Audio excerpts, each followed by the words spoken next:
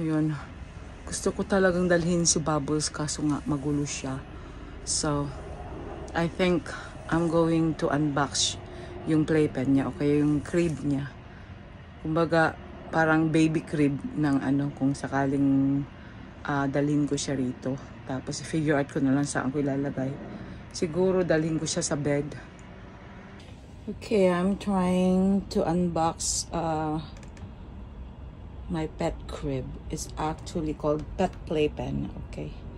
Para pag dinala ko si Bubbles dito, meron siyang crib. Para hindi siya magulo. Ayan, maging ganyan ang itsura. I think pwede kong i-ano dyan. Para in case man, nandyan lang siya. Kasi katabi ko naman siya lagi. Pero kung wala ako dyan, makulit. Talagang kakainin niya lahat yung mga gamit ko. Okay, so I was able to unbox it. So now I have to assemble it. Ayun, hindi ko na siya inassemble. Binarikada ko na lang para in case daling ko dito, lagyan ko na lang ng mat yung waterproof.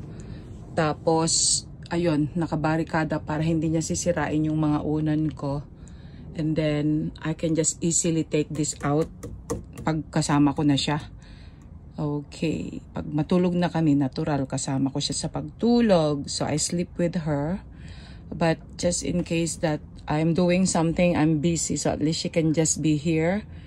And even if I am not here looking at her, assisting her or something, at least she's not going to eat my beddings or my pillows. There you go. So, I finally came up with a solution for my puppy. So I can also invite her here. Actually, I'm going to get her now. Ayun, I got my Bubbles already here. Okay, so makasama ko na siya. Bubbles! Hey, baby! I got Bubbles! Alright, Bubbles now here for the first time in my RV. Oh, diva, Bubbles? Do you like it here? Diva, ang sarap, diva. Ayun. O, diyan ka muna habang ako ay magtatrabaho. Marami akong aayusin dito. Okay. Ito yung kanyang, ano. Ayun. Ito yung higaan niya. O, yun. Yan. Mahiga ka na? Matulog ka na? Ayun. Guguluhin mo na naman. Ha? Bubbles. Hi, baby. Bubbles. Ano? Masarap dyan? Bubbles?